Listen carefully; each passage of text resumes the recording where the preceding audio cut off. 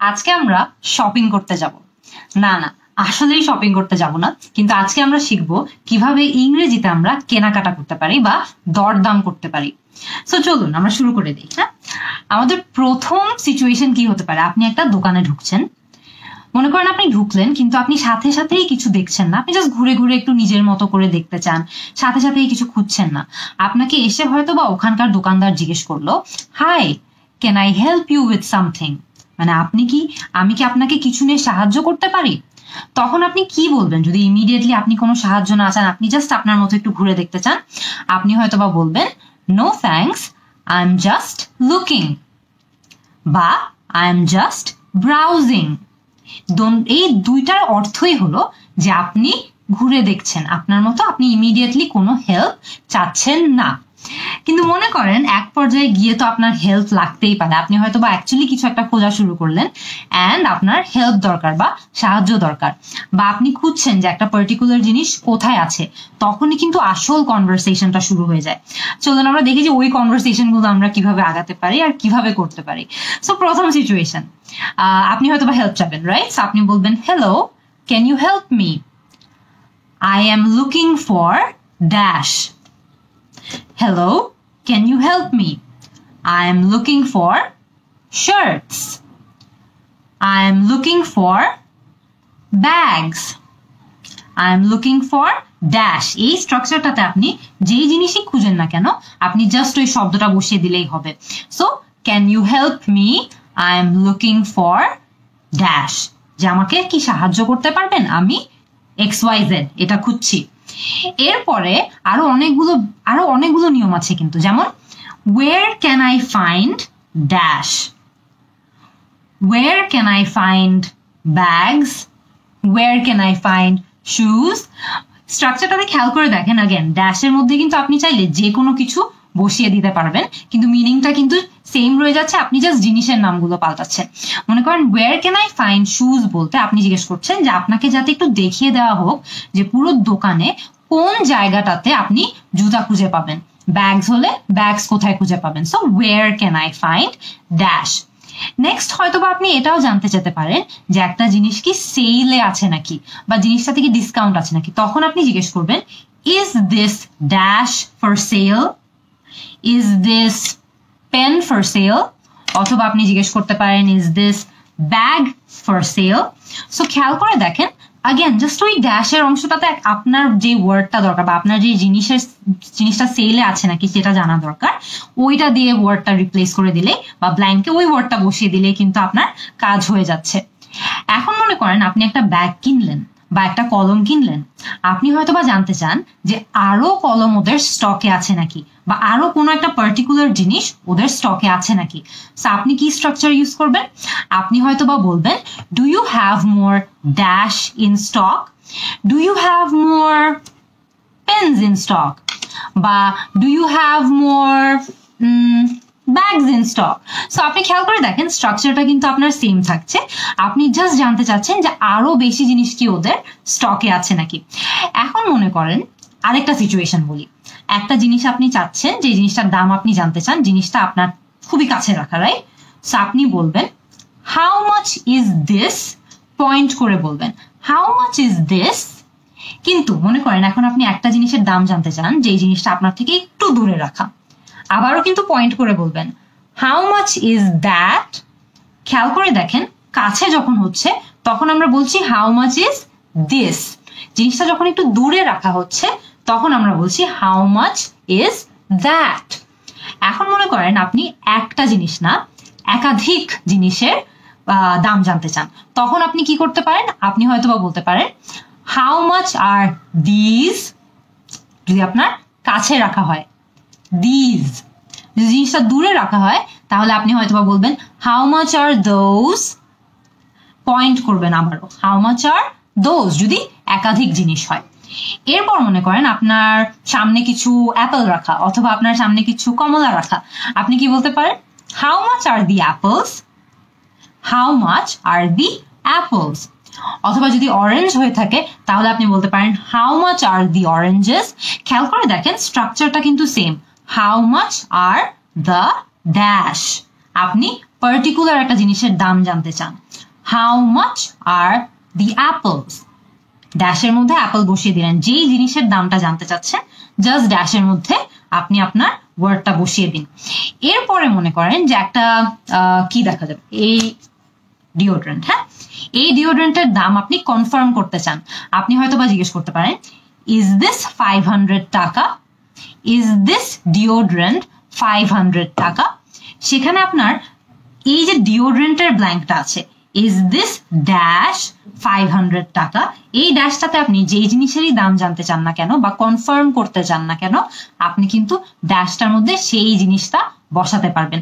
আমি হয়তো বা জানতে চাই এই ব্যাগটার দাম 500 টাকা নাকি, ইজ দিস ব্যাগ 500 টাকা। আগেন ড্যাশের ভিতর যে কোনো কিছু দিয়ে আপনি রিপ্লেস করে দামটা কনফার্ম করতে পারেন। মনে করেন আপনাকে তারা বলল যে দোকানটা একটা ফিক্সড প্রাইসের দোকান, বা আপনি হয়তো বা জানতে চান যে দোকানটা ফিক্সড প্রাইস নাকি, তখন আপনি জিজ্ঞেস করতে পারেন যে is this a fixed price shop, মানে এই দোকানে কি সবকিছু ফিক্সড প্রাইস।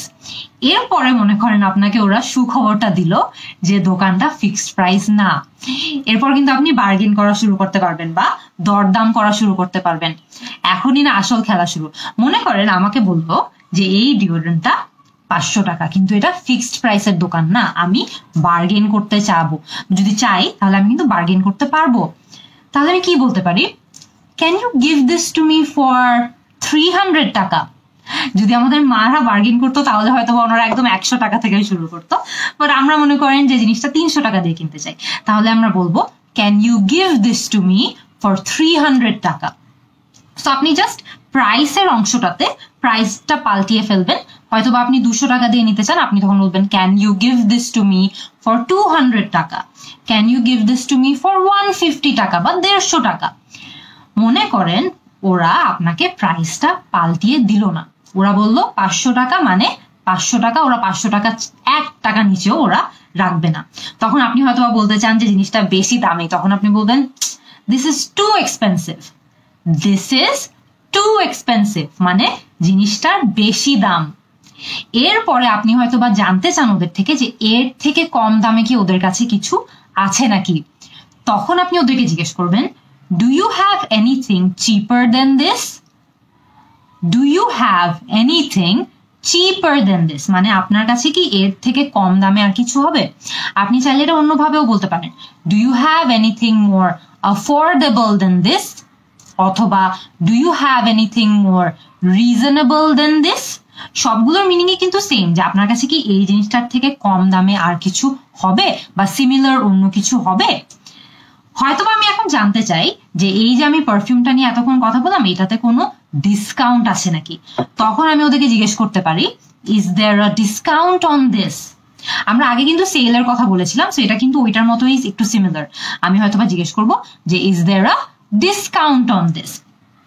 এখন আমি জানতে চাই যে যেই জিনিসটা আমি কিনছি, মনে করেন আমি একটা টিভি কিনছি, সেই জিনিসটা থেকে কোনো ওয়ারেন্টি আছে নাকি বা গ্যারান্টি আছে নাকি, তখন আমি ওদেরকে জিজ্ঞেস করবো is there a warranty on this, is there a guarantee on this. তখন হয়তো বা আপনাকে ওরা বলবে যে 1 বছরের ওয়ারেন্টি আছে বা 1.5 বছর 2 বছরের ওয়ারেন্টি আছে বা ওয়ারেন্টি নেই। সো আপনি কি জিজ্ঞেস করবেন, আপনি জিজ্ঞেস করবেন is there a warranty on this. এরপর মনে করেন আপনি জানতে চান যে তারা হোম ডেলিভারি দেয় নাকি, তাহলে হয়তো আপনি ওদেরকে জিজ্ঞেস করতে পারেন do you have home delivery বা do you deliver at home, যে আপনারা কি বাসায় ডেলিভারি দেন নাকি। এরপরে আপনি হয়তো বা মনে করেন এমন একটা জিনিস কিনলেন যেটা আপনি কাউকে গিফট করছেন, তো আপনি চান যে ওরা দোকানে এটা র্যাপ করে দিক আপনাকে, আপনি তখন জিজ্ঞেস করতে পারেন can you wrap this for me, যে আপনারা কি আমাকে এটা র্যাপ করে দিতে পারবেন।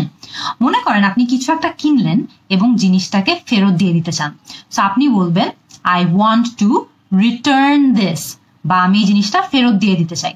ন্যাচারালি যখন আপনি কোনো জিনিস ফেরত দিয়ে দিতে চাবেন তখন হয়তো আপনাকে ওরা জিজ্ঞেস করবে কেন আপনি ফেরত দিতে চান। তখন অনেকগুলো কারণ হতে পারে, রাইট। মনে করেন জিনিসটা কাজ করে না, ইট ডাজন্ট ওয়ার্ক, হয়তোবা জিনিসটা ভাঙ্গা, তখন আপনি বলবেন ইটস ব্রোকেন। অনেক কমন একটা সিচুয়েশন হলো যে আমরা একটা শার্ট বা একটা কাপড় টাইপ মানে কাপড় কিনি হয়তোবা, আর জিনিসটা আমাদেরকে ফিট করে না, তখন আমরা হয়তোবা বলতে পারি it doesn't fit, I want to change it for a different size.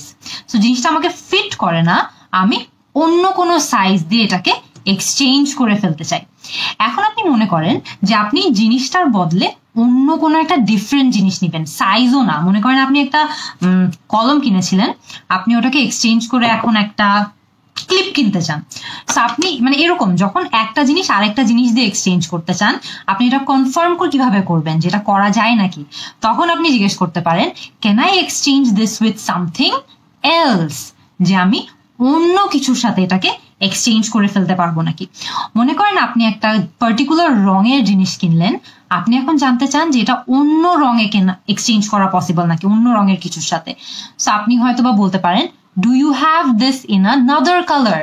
একটা গোলাপি রঙের শার্ট কিনলেন, আপনি সেম শার্টটা হয়তোবা ব্লু কালারে চান। সো আপনি হয়তো জিজ্ঞেস করতে পারেন, do you have this in blue colour, বা do you have this in another colour.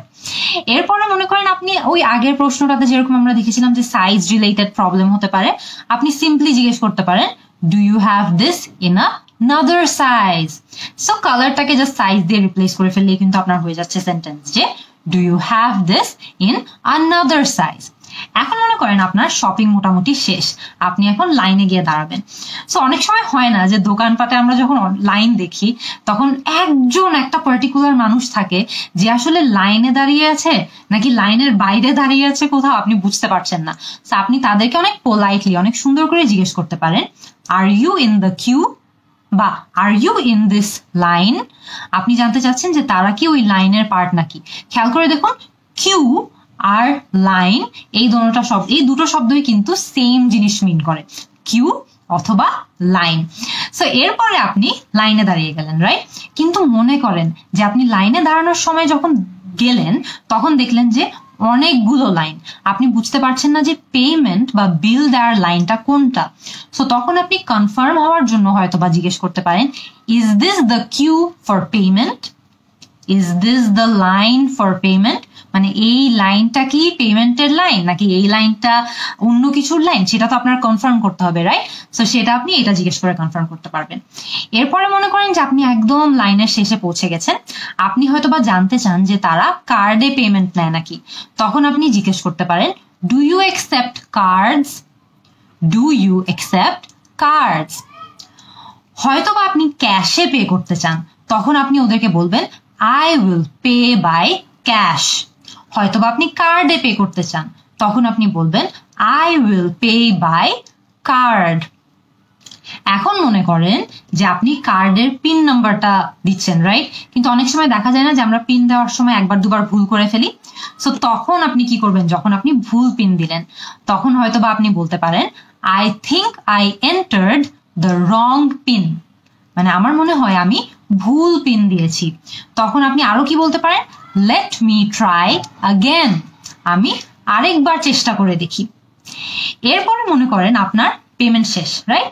এখন আপনি ওদের থেকে একটা রিসিট চান। কি জিজ্ঞেস করতে পারেন, আপনারা বলতে পারেন, can I get a receipt for this, অথবা could I get a receipt for this, দুটোই কিন্তু সেম। So receipt. এরপরে মনে করেন আপনাকে তারা রিসিটও দিয়ে দিল, আর সবকিছু মোটামুটি কেনাকাটা শেষ, সবকিছু শেষ, আপনি জাস্ট লাস্ট একবার ওদের সাথে কনফার্ম করতে চান যে সব কি ঠিকঠাক আছে নাকি। তখন আপনি বলতে পারেন, আর we done, R we done, অথবা is that it, is that it. Are we done বলতে আপনি জাস্ট লাস্ট একবার কনফার্ম করতে চাচ্ছেন যে ভাই আমাদের কি যা লেনদেন যা কিছু করার শেষ হয়ে গিয়েছে, আমি তাহলে প্যাকেটগুলো নিয়ে এখন চলে যেতে পারি। এই হয়ে গেল আপনার পুরা শপিং মলের জার্নি, রাইট? এরকম অনেকগুলো সিচুয়েশনে কিন্তু আমাদের অনেক ধরনের ইংলিশ ব্যবহার করা লাগতে পারে, রাইট? সো আপনারা আমাকে কমেন্ট সেকশনে প্লিজ এখনই জানাবেন যে আপনাদের এরকম আর কি কি সিচুয়েশনে ইংলিশ ব্যবহার করতে লাগে, আর আমি সেই সিচুয়েশন গুলো নিয়েও ক্লাস নেওয়ার চেষ্টা করব। See you in the next class.